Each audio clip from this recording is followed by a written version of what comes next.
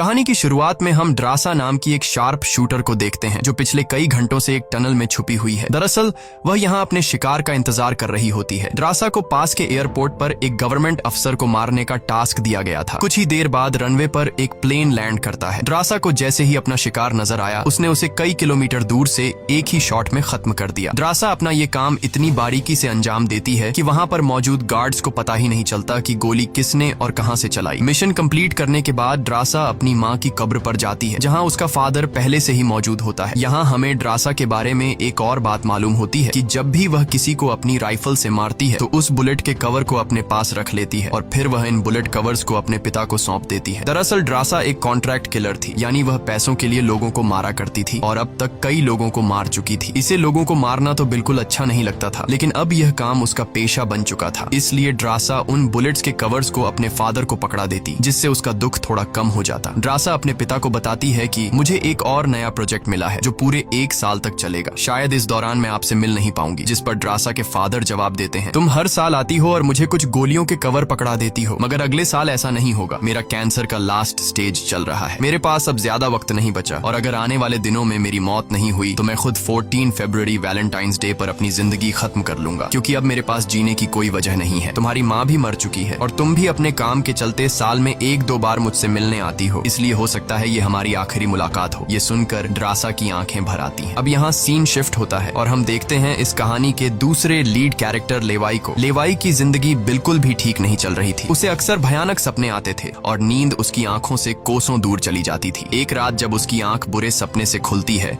तो लेवाई अपने घर से बाहर निकलकर समुद्र के किनारे पर आता है। यहाँ उसे थोड़ा बेहतर महसूस होता है और वह अपनी डायरी में कुछ लिखने लगता है। तभी लेवाई को अचानक उसके फोन पर एक मैसेज आता है। उस मैसेज में उसे एक एड्रेस दिया गया होता है जहाँ उसे जल्द से जल्द पहुंचने का कहा गया होता है। लेवाई बिना वक्त गंवाए एक मिलिट्री बेस पर पहुंचता है और वहां उसकी मुलाकात होती है एक लेडी ऑफिसर से जिसका नाम बार्तो है। बातचीत के दौरान हमें पता चलता है कि लेवाई कोई आम इंसान नहीं बल्कि एक आर्मी ऑफिसर था, लेकिन अब वह रिटायर हो चुका है और सिर्फ इतना ही नहीं, वह एक डेडली स्नाइपर भी रह चुका है। वह अब तक 200 से भी ज्यादा लोगों को स्नाइपिंग से मार चुका है। बार्तो लेवाई से कहती है, मैं तुम्हें एक मिशन पर भेजना चाहती हूँ क्योंकि तुम एक बहुत ही अच्छे स्नाइपर हो और ये सिर्फ तुम ही कर सकते हो। लेकिन मिशन पर भेजने से पहले बार्तो लेवाई से एक बहुत ही जरूरी सवाल पूछती है, अगर तुम इस मिशन पर गए तो क्या तुम्हें याद करने वाला पीछे कोई है? ये बात सुनकर लेवाई को कुछ अजीब लगने लगता है, लेकिन फिर वह जवाब देता है, नहीं, मेरा इस दुनिया में अब कोई भी अपना नहीं है। ये सुनकर वो लेडी लेवाई से कहती है, तुम तैयारी कर लो, कुछ घंटे बाद तुम्हें उस मिशन पर भेजा जाएगा और वहाँ तुम्हें 1 साल के लिए रहना है। इसके बाद लेवाई को बेहोश कर दिया जाता है और जब उसकी आंख खुलती है तो वह अपने आप को एक एरोप्लेन में पाता है। लेवाई कुछ समझ नहीं पाता कि आखिर उसे कहाँ ले जाया जा रहा है और उसे किस तरह का मिशन सौंपा गया है। इसलिए लेवाई वहाँ पर मौजूद एक सोल्जर से पूछता है, मुझे कहाँ ले जाया जा रहा है? लेकिन वह सोल्जर लेवाई की इस बात का कोई जवाब नहीं देता, बस इतना कहता है, अपना आईडी और वॉच हमें दे दो, ये सब तुम्हें तब वापस मिलेगा जब तुम्हारा मिशन पूरा हो जाएगा। थोड़ी देर बाद वो सोल्जर उसे बताता है, अब तुम्हारा प्लेन से उतरने का वक्त आ चुका है। कुछ ही मिनटों में हम नो फ्लाइंग जोन एरिया में एंटर करने वाले हैं। यहाँ से आगे जाने की हमें परमिशन नहीं है। बस वह सिर्फ इतना बताता है कि नीचे उतरने के बाद तुम्हें अकेले 32 किलोमीटर नॉर्थ की तरफ पैदल जाना होगा, तब तुम अपनी मिशन वाली जगह पर पहुंच जाओगे। लेकिन लेवाई के दिमाग में अब भी एक ही बात चल रही थी। वो फिर से उस सोल्जर से पूछता है, आखिर हम जा कहाँ रहे हैं? इस पर सोल्जर जवाब देता है, मुझे इस सवाल का जवाब देने का परमिशन नहीं है। मेरी वर्दी में एक माइक्रोफोन लगा हुआ है। अगर मैंने तुम्हें इस जगह के बारे में बताया तो मुझे नौकरी से निकाला जा सकता है या फिर मारा भी जा सकता है। यह बात सुनकर लेवाई के गले में सांसें अटक जाती हैं। इसके बाद उसे एक पैराशूट दिया जाता है और प्लेन का दरवाजा खुलते ही लेवाई कूद जाता है और सेफली लैंडिंग करता है। लेकिन असली गेम तो अब शुरू होता है। 32 किलोमीटर की दूरी उसे पैदल तय करनी थी। लेवाई को पैदल चलते चलते 2 दिन बीत जाते हैं और 2 दिनों का लंबा सफर तय करने के बाद फाइनली वो उस जगह पर पहुंच जाता है। वो देखता है कि ये एक बहुत ही सुनसान इलाका है जहां इंसान तो दूर बल्कि उससे परिंदे भी नहीं दिखाई देते। तभी उसकी मुलाकात जेडी नाम के एक आदमी से होती है। जेडी 1 साल तक यहाँ मिशन पर था, अब उसकी ड्यूटी खत्म हो चुकी है, इसलिए अब लेवाई उसकी जगह संभालेगा। जेडी लेवाई को एक वॉच टावर की तरफ ले जाता है। टावर के टॉप पर पहुंचने के बाद लेवाई को अब भी समझ नहीं आ रहा था कि उसे यहाँ क्या काम करना है। यही सवाल जब वो जेडी से पूछता है तो जेडी जवाब देता है, यहाँ एक बहुत ही गहरी खाई है जिसे गॉर्ज नाम दिया गया है। ये एक बहुत ही मिस्टीरियस और गहरी खाई है जिसके बॉटम तक आज तक कोई भी नहीं पहुंच पाया। तुम्हारा काम बहुत ही सिंपल है, तुम्हें इस खाई की पहरेदारी करनी है। इसके बाद वो लेवाई को यहाँ के स्ट्रिक्ट रूल्स बताता है। वह कहता है, तुम यहाँ से बाहर महीने में एक ही बार हेडक्वार्टर फोन कर सकते हो, चाहे कुछ भी हो जाए।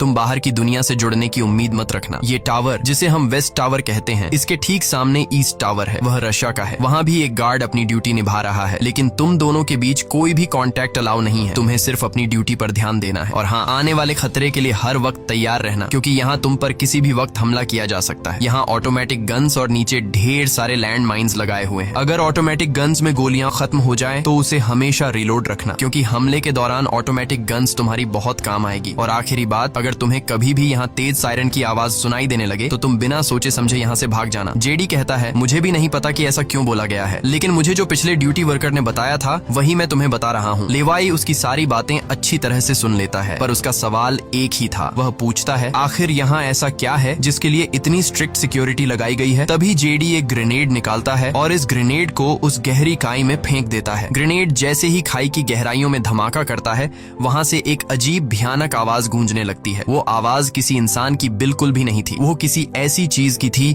जो अंधेरे में छुपी थी। जेडी लेवाई की तरफ देखता है और कहता है, ये आवाज जो तुम सुन रहे हो ये उन क्रीचर्स की है जिन्हें हम होलोमैन कहते हैं। ये क्रीचर्स इस घड़े के अंदर रहते हैं और तुम्हारी यहाँ पर ड्यूटी ये है कि इस घड़े के अंदर से किसी भी क्रीचर को बाहर निकलने नहीं देना है। कहा जाता है कि 1940 में यूएस आर्मी के 2400 आर्मी सोल्जर्स को इस गड्ढे के अंदर भेजा गया था ताकि यह सोल्जर्स उस गड्ढे के अंदर मौजूद सभी क्रीचर्स को खत्म कर सकें, लेकिन आज तक उनमें से एक भी जिंदा सोल्जर वापस लौट कर नहीं आया। और अब जेडी लेवाई को पूरी इंफॉर्मेशन हर एक चीज का बताकर घर वापस जाने की तैयारी करने लगा, क्योंकि उसने यहाँ 1 साल की ड्यूटी पूरी कर दी। अब लेवाई को यहाँ 1 साल तक ड्यूटी देनी थी। जेडी लेवाई को अलविदा कहकर यहाँ से निकल पड़ता है। वह बहुत खुश था क्योंकि 1 साल बाद वह घर जाने वाला था, लेकिन उसे पता नहीं था कि आगे उसके साथ कुछ ऐसा होने वाला है जिसके बारे में सोचने से भी डर लगता है। लोकेशन पर पहुंचने के बाद जेडी जैसे ही स्मोक करता है, तब एक हेलीकॉप्टर उसे लेने के लिए आता है। वह हेलीकॉप्टर उसके लिए रस्सी नीचे फेंकता है और जेडी इस रस्सी के जरिए ऊपर हेलीकॉप्टर में चढ़ने लगता है। हेलीकॉप्टर में बैठा एक सोल्जर पहले जेडी की आइडेंटिटी कंफर्म करता है। जेडी जब उसे अपनी पूरी इंफॉर्मेशन देता है तो हेलीकॉप्टर में बैठा वो सोल्जर पहले जेडी को शूट करता है और उसके बाद उसकी रस्सी काट कर उसे नीचे गिरा देता है। अब यहाँ एक बात तो साफ हो चुकी थी कि जो इस जगह आता है वो यहाँ से कभी लौट नहीं पाता। इसके बाद हमें अगले दिन का सीन दिखाया जाता है। लेवाई अपने काम को निभाने लगता है। सबसे पहले वो यहाँ की कुछ रिपोर्ट्स चेक करता है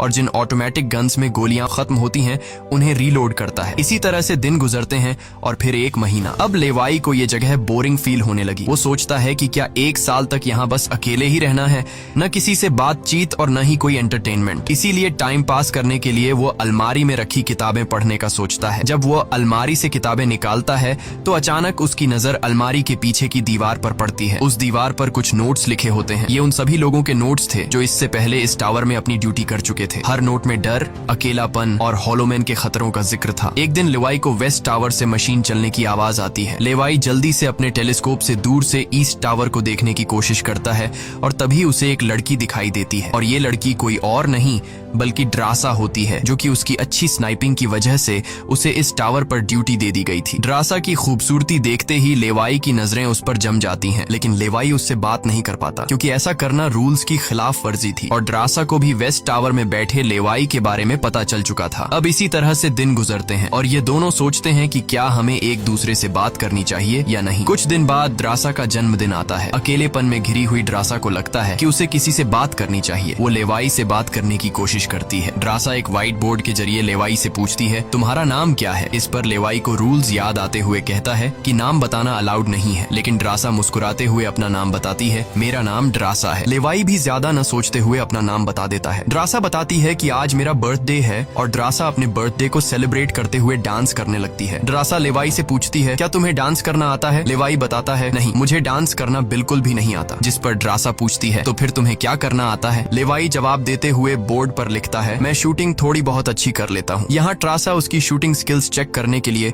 अपने टावर पर एक छोटी सी बॉटल उसके सामने रख देती है और लेवाई अपने टारगेट को निशाने पर रखते हुए एक ही गोली में उस बॉटल को फोड़ देता है। अब यहाँ ट्रासा भी पीछे रहने वाली नहीं थी। वह भी अपनी शूटिंग स्किल्स को दिखाते हुए लेवाई के टावर में रखी एक छोटी सी बॉटल को बिल्कुल परफेक्ट शूट कर लेती है, जिससे लेवाई को पता चलता है कि ट्रासा कोई आम लड़की नहीं बल्कि वह एक डेडली स्नाइपर है। धीरे धीरे दोनों की बातचीत बढ़ने लगती है। ट्रासा और लेवाई एक दूसरे को समझने लगते हैं, लेकिन तभी जब ये दोनों बातचीत में मसरूफ होते हैं, ट्रासा की नजर अचानक नीचे गड्ढे की तरफ जाती है। वो देखती है कि नीचे से कुछ भयानक क्रीचर्स यानी होलोमैन तेजी से वेस्ट टावर की तरफ चढ़ रहे हैं। वह जल्दी से लेवाई को अलर्ट करती है, नीचे देखो, तुम्हारी तरफ कुछ क्रीचर्स बढ़ रहे हैं। लेवाई जैसे ही नीचे देखता है, उसकी आंखें चौंक जाती हैं। नीचे सिर्फ एक या दो नहीं बल्कि हजारों क्रीचर्स ऊपर की ओर बढ़ रहे होते हैं। वो बिना वक्त गंवाए अपनी स्नाइपर राइफल उठाता है और एक एक करके क्रीचर्स को शूट करने लगता है, लेकिन क्रीचर्स की तादाद इतनी ज्यादा होती है कि लेवाई उन्हें अकेले संभाल नहीं पाता। इसलिए ट्रासा भी अपनी मशीन गन से गोलियां बरसाने लगती है। अब वेस्ट टावर यानी ट्रासा की तरफ भी क्रीचर्स बढ़ने लगे। ये दोनों अपनी अपनी साइड से इन क्रीचर्स को मारने लगते हैं, लेकिन तभी लेवाई देखता है कि एक क्रीचर ऊपर ट्रासा के टावर तक पहुंच चुका है और वह क्रीचर जैसे ही ट्रासा पर हमला करने वाला होता है तो लेवाई ईस्ट टावर से अपनी जबरदस्त स्नाइपिंग स्किल्स का इस्तेमाल करते हुए उस क्रीचर को मार गिराता है। अब लेवाई और ट्रासा दोनों को एहसास हो जाता है कि इस खतरनाक जगह में अगर जिंदा रहना है तो उन्हें मिलकर लड़ना होगा। सब कुछ संभालने के बाद ट्रासा बताती है, ये मेरी लाइफ का सबसे बेस्ट बर्थडे था। अगली सुबह लेवाई नीचे लगी लैंड माइंस को ठीक करता है और ऑटोमेटिक गन को रीलोड करता है। तभी अचानक खाई के अंदर से एक ड्रोन निकलता है। वो ड्रोन कुछ सेकंड्स तक लेवाई की तरफ देखता है। ड्रोन अजीब तरीके से स्कैन करता है। ये देखकर लेवाई हैरान रह जाता है और उसे कुछ समझ नहीं आता कि ये ड्रोन क्यों और किसके लिए भेजा गया था। इस तरह से दिन गुजरते हैं और फिर महीने। इन दोनों की आपस में दोस्ती होने के बाद अब उनके दिन अच्छे गुजर रहे थे और अब उन्हें अकेलापन बिल्कुल भी महसूस नहीं होता था। पर एक दिन ट्रासा बहुत ज्यादा सैड होती है क्योंकि आज 14 फेब था और उसे याद आता है कि उसके फादर ने कहा था कि अगर कैंसर की वजह से आने वाले कुछ दिनों में नहीं मरा तो वो 14 फेब के दिन खुद को मार देगा। और यहाँ ट्रासा बोर्ड पर लिखकर लेवाई को बताती है, आज मैं खुद को बहुत ही अकेली महसूस कर रही हूँ। अगर आज मेरे पास कोई होता तो बहुत अच्छा होता। लेवाई को भी पहले ही दिन से ट्रासा से मिलने का मन था और आज वह खुद को रोक नहीं पाता। वो ट्रासा के पास जाने का प्लान बना लेता है। वह एक रॉकेट लॉन्चर के जरिए ईस्ट टावर तक पहुंचने का जुगाड़ कर लेता है। अगली सुबह वो रॉकेट लॉन्चर का इस्तेमाल करके एक मजबूत रस्सी को ट्रासा की तरफ फेंकता है, जिसके बाद ट्रासा टावर के बाहर आती है और वो रस्सी को मजबूती से एक पेड़ के साथ बांध देती है ताकि लेवाई रस्सी के जरिए लटक कर ईस्ट टावर तक पहुंच जाए। लेवाई बिना देर किए उस रस्सी के सहारे ईस्ट टावर की ओर बढ़ने लगता है, लेकिन बीच में वो अटक जाता है क्योंकि आगे रस्सी की ढलान खत्म हो चुकी थी। इसलिए अब लेवाई हाथों की मदद से आगे बढ़ने लगता है और करीब आधा घंटा हाथों की मदद से सफर करने के बाद वो ट्रासा के टावर तक पहुंच जाता है। ट्रासा उसे वेलकम करती है और कहती है, तुमसे बहुत ही गंदी पसीने की बू आ रही है, इसलिए पहले तुम नहा लो, फिर मैं तुमसे मिलूंगी। लेवाई को ये सुनकर हंसी आ जाती है। वह कुछ कहता नहीं, बस सिर हिलाकर मान जाता है। ट्रासा यहाँ पर शरारत करते हुए उसके कपड़े दूर जाकर छिपा लेती है और सीसीटीवी कैमरा के जरिए लेवाई को देख रही होती है, जो टावर में मौजूद शावर में नहा रहा होता है। उसके बाद लेवाई और ट्रासा एक साथ बैठकर काफी देर तक बातें करते हैं। ट्रासा उससे अपनी पूरी स्टोरी बताती है और बताती है कि अब इस दुनिया में मेरा कोई नहीं रहा, सिर्फ मेरे फादर जिंदा बचे थे, पर कल के दिन उसने भी खुद को मार दिया होगा। यहाँ लेवाई भी ट्रासा को रात में आने वाले भयानक सपने और अपने उन दिनों के किस्से सुनाता है जब वो यूएस आर्मी में था। इस तरह से बातें करते करते रात हो जाती है। ट्रासा यहाँ एक सॉफ्ट म्यूजिक लगा लेती है। ये दोनों म्यूजिक की धुन पर डांस करने लगते हैं। इसी डांस के दौरान वो एक दूसरे के करीब आने लगते हैं और उनके बीच रोमांस होने लगता है। कुछ देर बाद लेवाई ट्रासा की तरफ देखकर एक मुस्कान के साथ कहता है, मैंने तुम्हारे लिए एक शायरी लिखी है, जब हम यहाँ से निकलेंगे तभी मैं तुम्हें वो शायरी दूंगा। अगले दिन लेवाई को वापस अपने वेस्ट टावर लौटना था। वह ट्रासा को अलविदा कहता है और रस्सी के सहारे वेस्ट टावर की तरफ चलना शुरू कर देता है। ट्रासा भी उसे जाते हुए देखती रहती है, लेकिन तभी हम देखते हैं कि कुछ क्रीचर्स ऊपर टावर की तरफ बढ़ रहे हैं, जिनमें से एक क्रीचर वहां लगे लैंड माइन से टकरा जाता है और एक जोरदार धमाका होता है। लैंड माइन के फटने से जो उसके लोहे के पार्ट्स हवा में उड़ जाते हैं, उनमें से एक पार्ट रस्सी से टकरा जाता है, जिससे रस्सी टूट जाती है और वह तेजी से उस खाई में गिर जाता है। है। लेवाई को गिरते देखकर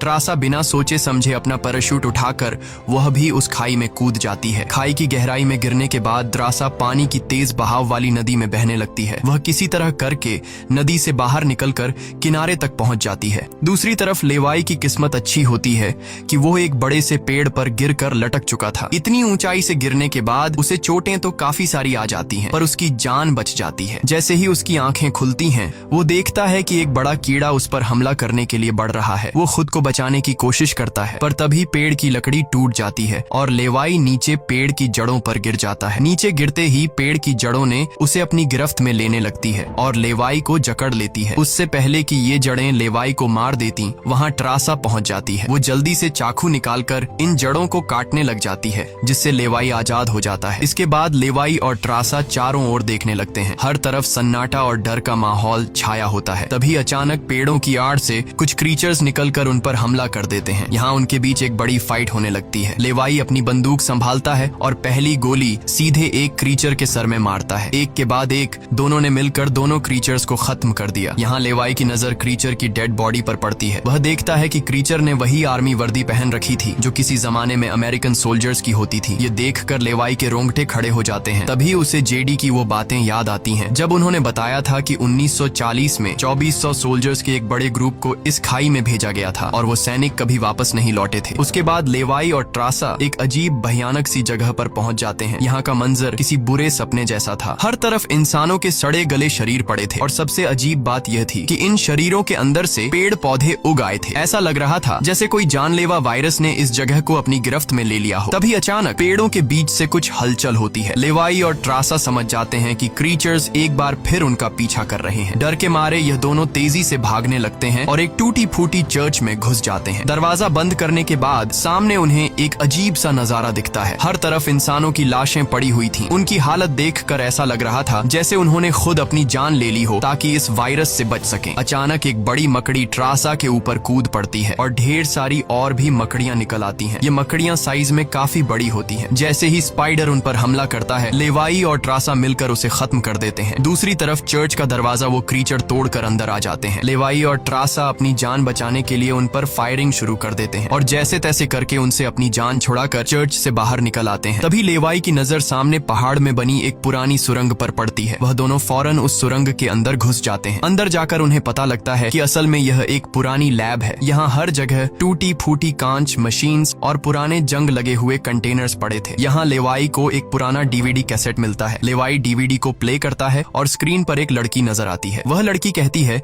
कि हम लोग यहाँ एक सीक्रेट केमिकल मिसाइल प्रोजेक्ट पर काम कर रहे थे। हमारे साथ सैकड़ों साइंटिस्ट थे, पर एक दिन यहाँ भूकंप आया। भूकंप के तेज झटके से मिसाइल की केमिकल लीक हो गई। जहरीला केमिकल हवा में मिलने लगा। कुछ ही घंटों में लोग वायरस से इन्फेक्ट होने लगे। वह लड़की अपना पेट दिखाते हुए बताती है कि मैं भी इन्फेक्टेड हूँ। हालांकि हमने मिलिट्री को सब कुछ बताया। हमने उनसे कहा कि इस पूरे इलाके को बॉम्बिंग करके तबाह कर दिया जाए ताकि इन्फेक्शन और फैल न सके, लेकिन उन्होंने हमारी बात नहीं सुनी। इस वीडियो को देखने के बाद लेवाई को वहाँ एक नए जमाने का कंप्यूटर मिलता है। लेवाई को समझ नहीं आता कि इस जगह में आज के दौर का कंप्यूटर कैसे रखा गया है। लेवाई उसे ऑन करता है और उसमें मौजूद जानकारी को देखकर एकदम सुन रह जाता है। उसे डार्क लेक नाम की एक कंपनी के बारे में पता चलता है जो पैरामिलिट्री बनाने का काम करती है। ये कंपनी यहाँ से इन्फेक्टेड लोगों के सैंपल्स इकट्ठा करके अपने कंट्री के सोल्जर्स को सुपर सोल्जर्स में कन्वर्ट करने के लिए उन पर एक्सपेरिमेंट करती है। यही वजह है कि कोई भी देश इस जगह को मिटाना नहीं चाहता। इसके अलावा लेवाई को यह भी पता चलता है कि यह जो खाई है, यहाँ पर एक बहुत ही बड़ा मिसाइल है जिसकी एक्टिवेशन पर जब वो फटेगा तो 4.2 किलोमीटर की लंबाई में सब कुछ मिटा देगा। लेवाई और ट्रासा ये सारा राज समझ जाते हैं। उन्हें पता चल जाता है कि जिस लेडी बार्तो ने उन्हें यहाँ भेजा था वही इस जगह की ओनर है और वो इस जगह का गलत इस्तेमाल कर रही है। और इस जगह को सीक्रेट रखने के लिए लेडी बार्तो हमेशा ऐसे इंसान को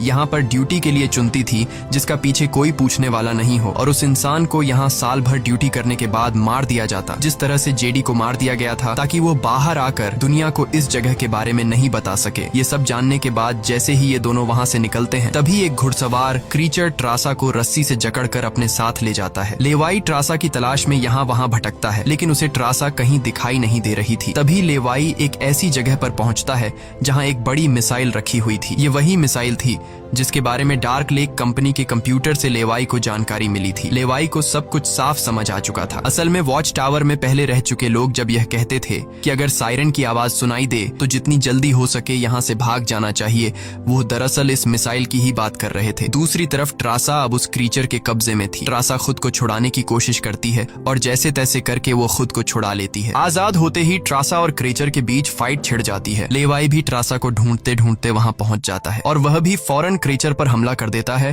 और ये दोनों मिलकर उसे आग लगाकर जला देते हैं। और अब बारी आती है इन लोगों की यहाँ से निकलने की, मगर आगे का रास्ता और भी ज्यादा मुश्किल था। जैसे ही लेवाई और ट्रासा आगे बढ़ते हैं, सामने एक खतरनाक इलाका आता है जहाँ से निकलना एक बहुत ही बड़ा चैलेंज था। यहाँ इंसान और पौधे आपस में पूरी तरह से जुड़े हुए थे, जैसे कि वह किसी खतरनाक एक्सपेरिमेंट का नतीजा हो। खैर, ये लोग हर कदम को संभाल कर रखते हुए आगे बढ़ते हैं कि तभी ट्रासा का पैर फिसल जाता है, जिससे ये पौधे एक्टिवेट हो जाते हैं। वो ट्रासा को जकड़ लेते हैं, लेकिन यहाँ लेवाई हिम्मत दिखाते हुए आगे बढ़ता है और अपनी पूरी ताकत से ट्रासा को छुड़ा लेता है। वह बॉम्ब का इस्तेमाल करके वहां के पूरे प्लांट सिस्टम को उड़ा देता है। लेवाई ट्रासा को लेकर वहां से बाहर निकल आता है। थोड़ा सा आगे चलने के बाद उन्हें एक गैराज नजर आता है जहां पर एक गाड़ी खड़ी होती है। ये दोनों जल्दी से उस गाड़ी में बैठ जाते हैं और उस जगह से निकलने की कोशिश करने लगते हैं। आखिरकार कुछ दूरी तय करने के बाद उन्हें एक रस्सी नजर आती है जो ऊपर वॉच टावर तक जाती थी, लेकिन अब वो क्रीचर्स भी उनका पीछा करते हुए